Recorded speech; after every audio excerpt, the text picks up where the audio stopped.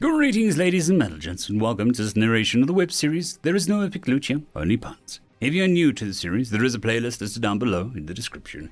And as always, I hope that you enjoy. Chapter 176, A Little Overkill. What bothersome bugs. New is akin to a demigod in his symbolic space, but these vermin were tenacious. He watched as a small one absorbed a larger one and became more. It was hard to define exactly what he was seeing. Before there had been black holes of sorts, some with texture, others with hums. This new one was physical in a way that allowed it to push back against New and the dungeon mana. This so-called command unit was greater sum of its parts. And yet, New watched it raise its own mana to attack, and great cracks ran along its limbs and being, healing only to rip open anew seconds later. Storms of chaotic loose energy streamed out of its barely contained core, threatening to detonate not only just its own mana, but any dungeon mana it came into contact with. New would have just offered to kick the thing out of the dungeon with some super bosses and close the door, letting Fairplay handle their toys. But Delta would get upset because Durance is in that direction, or something. Stupid village with a stupid name. New held out a hand, and a massive buzzing blade made of stone and demonic bat-like features formed. The guard blade was not the most elegant of weapons, but in what it lacked in subtlety. New swung it, and there was a scream of displaced mana as pure force slammed into the command unit. It stumbled back, letting Rail and Bob in the physical world drag it off course a little, before New could see it cutting its way free of Bob, causing immense pain to the creature in the process. The Abyss Worm simply healed the damage up, and New knew that Bob's kind was similarly adaptive, since they lived in the in-between and unseen. Normal weapons works far better on Bob than the esoteric. Still, the worm was young, so it was best not to push his regeneration. According to Bob's creature file, that Delta never got around to reading. Bob could easily become an Abyss Hydra, a Nightmare Verum, or a Nightmare Crawler, depending on the types of damage he suffered. Pushing forward, New tried to bury the sword into command unit's symbolic self, and the tip left a nasty scrape before snapping off due to the pressure. He really needed to get upgrades for the gargoyles. Jumping back as he was nearly cut with the dark blade of the unit, New felt for another inspiration in the symbolic space. Anything in the dungeon could be a tool in this state. The goblins could become protective leathers or crude tools, the spiders forming into traps or nets, and so on. The gargoyles formed a long sword of stone that did immense physical damage.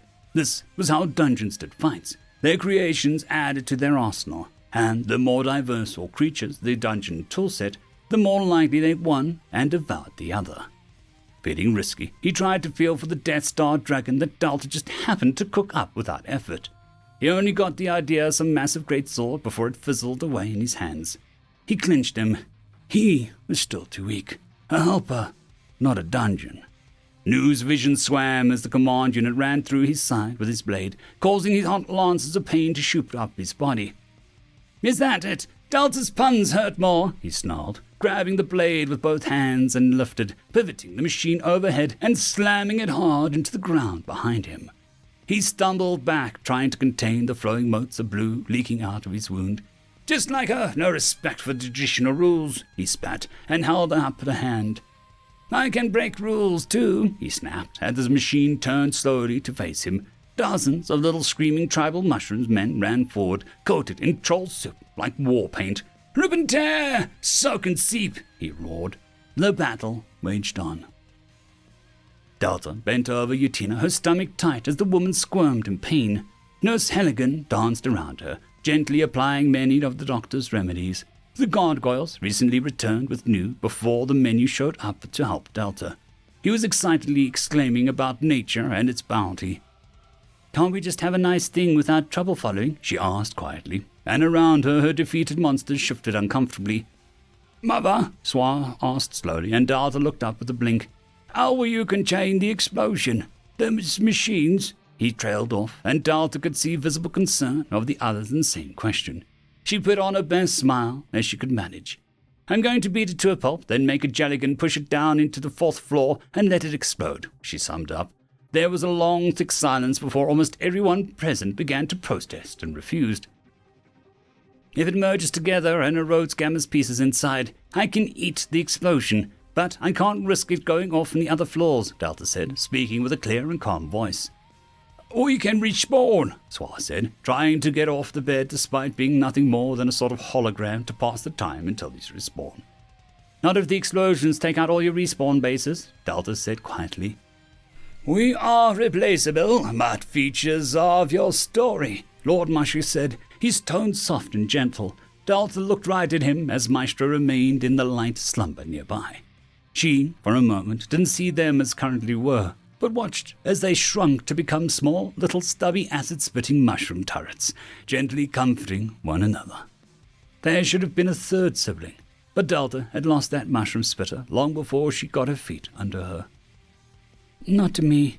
None of you are replaceable, she said, standing up as she watched Alpha guard the door to the infirmary, with a more scared limb. If you die, we all die, Farah pointed out, but she didn't seem to be arguing, just asking if Delta was sure. Delta shot her a smile, and this seemed to confuse the goblin. Not exactly. I'm only 80% of the dungeon core these days. Pretty sure that if it all goes wrong, New can take over, she said, and there was a pained silence in the room. Hooray, Farah grumbled. New is keen on the job, Delta said, trying not to preen at the preferences of a monster's head.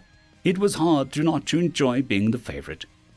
Oh, he's a shy nut, Swa said flatly.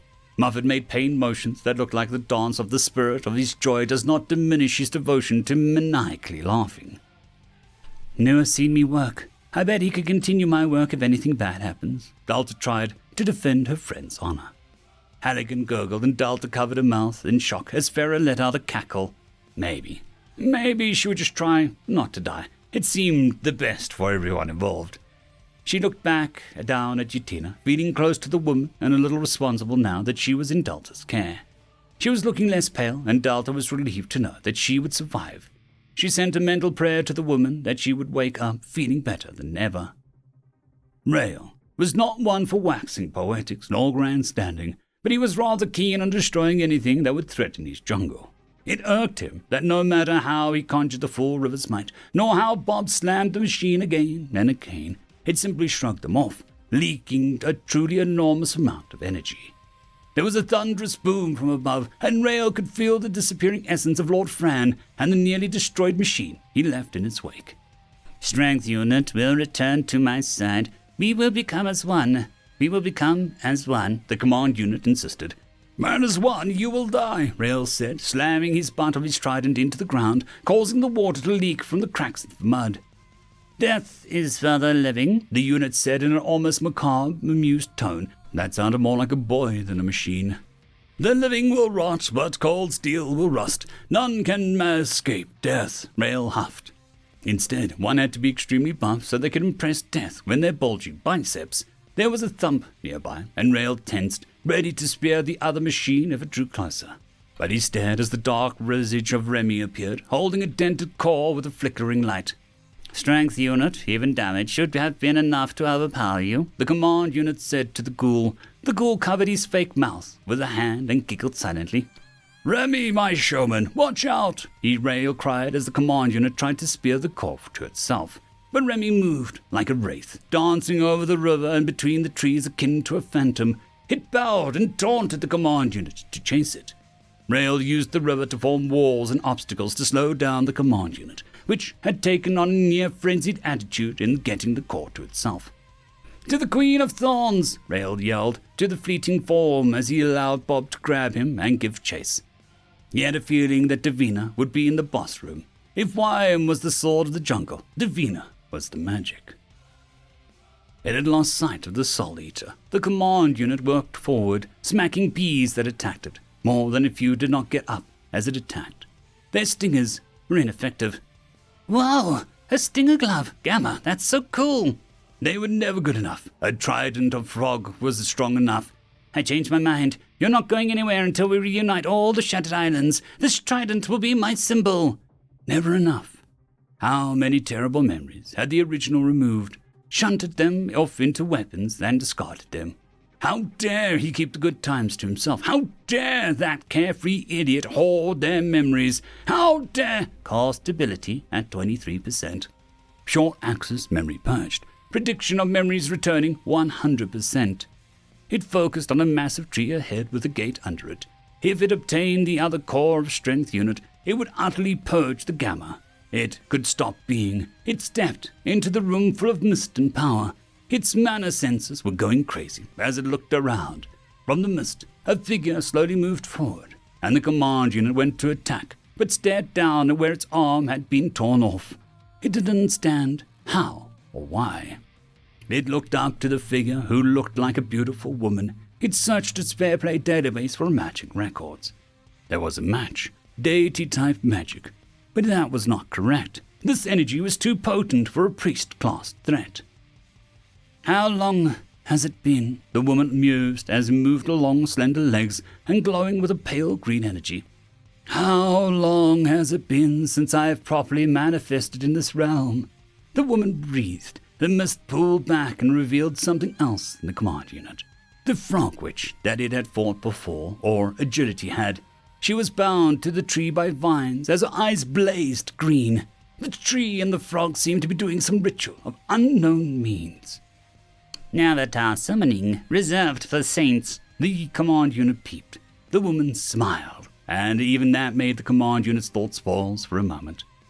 Or if the deity in question allows some things to be skipped, most are too proud, stupid, or powerful. But me, I'm just bored. The woman beamed. The unit tried to shoot for the tree, but was rebuffed by a giant orange bird made of fire and rage.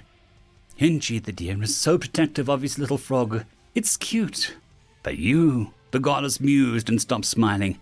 You're not cute at all. In fact, you're quite ugly. And sad, she said, and one of the command unit's legs was gone, sliced off before it could even react. It did not feel fear, only an undeniable urge rose up as it locked eyes with the goddess. Which, I'm adorable, it intoned and shot a claw at the form, making her bat away with an odd look. Nu watched as the energy around the unit crackled and tried to escape, only to be pulled back in. For a moment, he saw a grinning savage girl with wicked eyes before he was sucked back into the machine. The melting slabs of metal binding the core continuing to hiss and melt as it moved. Nu was intrigued now and wondered what would happen if it popped a few of those bolts off before it exploded. The command unit didn't know why it was alive. The goddess made it crawl further down only for a troll to carry it further. Core stabilization 15%. It was struggling to move, but it was physically burning the troll with pure mana as it kept producing more and more. We're going to die. That's just want to make sure that your beautiful boom somewhere else, a voice inside the command unit's mind said. Who are you? It asked. You, a part, the best looking part. You're the broken dungeon. I'm the broken gamma. Error, you do not seem to have any physical appearance. Shut up. I'm only part of us as a concept of a handsome and pretty. So that makes me the best looking. Anyways, we're just copies, clones, discarded parts. It'll only hurt for a moment, the voice mused. There was a pause as they were dragged through a garden. I do not want to perish. There was a sigh. I know, buddy, but them's the breaks. We're a killing machine who only sort of understands killing is bad towards the end. There's hundreds more of us, with a dozen more variants. We're not even the cream of the crop, the voice said with a snort. They came to rest near a strange well that burned the command unit. What is your name? It asked the voice. What even is a name? It said with a huff. An identifying mark, a designation, a unique series of characters to differentiate you from one model to another. Oh my god, let me just be edgy. The missing core was placed on them. It absorbed itself into the command unit. Self. It was. It thought. It was. It wanted to weep. It had no eyes. Warning, core is overloading. I will perish now. Yeah. Don't think you're going to make it. But weirdly, I feel fine. The other voice admitted, sounding confused as it seemed to fade further and further away. I will die alone? I guess so. That makes me sad. I do not like sadness. I'll give you a name. That way you'll be remembered somewhere. You can be called Dick. It comes from Richard, the other voice called out. That was confusing. How does Dick come from Richard? It queried. You ask him nicely, of course. A strange emotion rose up in Dick. It felt light and strange, as if he wanted to involuntarily huff. I can't leave you now that I've named you. As the machine was quickly moved from the well, ashes of grey iron fell out of the body and into the grass, mixing with the garden of flowers. A single new flower bloomed, fled by an ancient manner and accepted. Its petals were sharp edges of blades, and its stem was like barbed wire. The dickish flower has been successfully grown. Delta could feel the reactor of the combined hero units blazing as it landed on the island on the 4th floor. She expected a fight or maybe a struggle, but the vast amount of energy was utterly devoid of mind, existence, or a guiding force. It was just a thing. Well, that makes it easy, she said, and then it exploded, expanding in all directions like a solid wall of white. Rudy stumbled and nearly fell over as cracks spread across the earth, emitting a blinding white light. The air stunk of mana, and the nearby trees and wildlife began to mutate out of control. The nearby Fairplay members fled, except for that rude leader, Kayleen, who simply watched the spreading cracks with a grim expression. Argus gently toppled over as he wandered the town, the flashing light spreading across the sky, making it hard for him to breathe. The light looked so familiar. So familiar. He clenched his head as the air shot past, bringing the screaming noise of a howling wind. "The dungeon," he breathed and stumbled down the road in a panic. In a quiet shop, Japes watched the light shoot into the sky with a disgusted noise. He looked around, but didn't see Vass. He went to one drawer and pulled it open to retrieve an old blueprint that he had unfurled to reveal a primitive hero unit with a much bulkier design. "You think they're still tinkering around with these toys?" He sighed and turned it over to show the diagram of a much smaller figure with a dozen more components and functions. The Vass unit. "Still, if my old company is still going to be a problem like my old cult, I'll simply have to be proactive."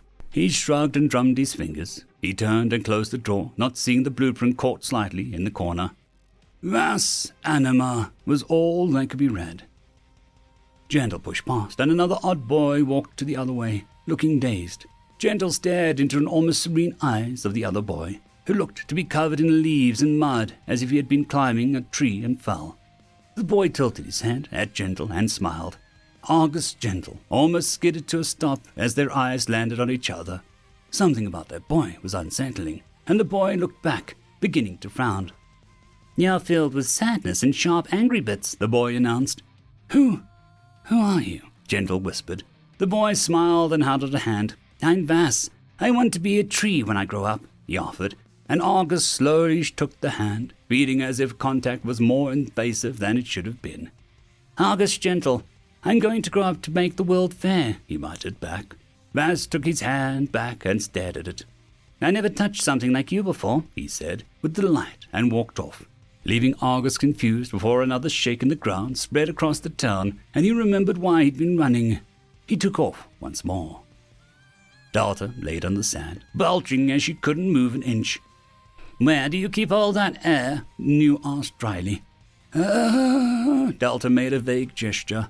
"This system doesn't know how much you just absorbed, and it might have frightened you, but you have a network, so now—" He trailed off, and Delta's mind sluggishly accepted the words, but did not process them. She was on a break right now. Foodie was hyperventilating as he made another salt bath to make the excess mana go away, and he opened another floor in panic. "All those, yes, make anything," the Trinity cried as they made birds, flowers, foxes, carrot rabbits, meat, fish, and more. "Vote yes faster," they screamed. "What's the matter?" you asked after a moment. "Dungeon mana rejects other dungeon mana, right?" Delta said slowly, eyes staring up at the blue sky of the 4th floor as a massive whirlpool formed on one side of the floor where the explosion had carved out a death trench. "Without fault, yes, even allied dungeons never feel comfortable in another's domain," New agreed. "So when the excess mana blew to the surface, I pushed down what I could. But I wasn't alone," Delta said, and New stared at her without speaking. "It felt like there was a dungeon in town for a small moment," she went on. "We've never felt another dungeon, nor did Sis show us any on the map," New pointed out. She seemed to think for a moment. "Old?" New pondered. "No, it felt young." She shrugged and then burped again. "It is Durance. Maybe a dungeon that grew legs and moved about is like boring news there. I think my mana said something like that. A human body is just a dungeon that moves, right?" She snorted. "Thank you for not dying. I didn't want to take over, New announced, and Delta twitched. She had built him up, and even he was rejecting himself from the job. Why? She asked through gritted teeth. Mushroom dungeons just don't fit my style, New smirked. I didn't choose it, she muttered. You don't choose a lot of things that happen here. You still name most of them, he countered. Delta glared at the sky, having no counter. End of chapter. I'd quickly like to thank the T5 peeps. Vitmori, Terran on Air, Cold War Boomerwaffen, Severin Cerberus, Red Panda 121, Leslie 517, Bushmaster 177, Caspar Arnholtz, Cam Maxwell, Lightsjock, Dragzoon WRE, Lord Azrakul, and Arcadian. Thank you.